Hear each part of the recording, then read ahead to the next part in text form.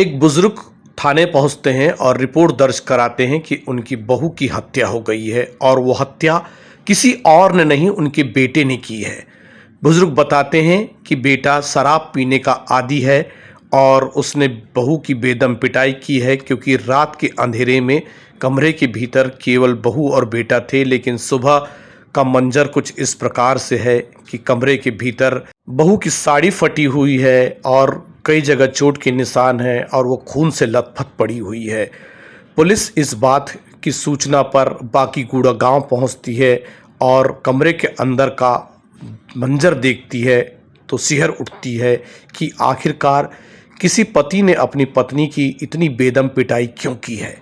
इस बीच में आरोपी पति केशव धुर्वे, पिता धन सिंह धुर्वे, उम्र 50 वर्ष, अपनी ही गांव के सरपंच को इस बात की सूचना देता है कि तुम्हारी बहन की मृत्यु हो गई है, चलो घर चलो।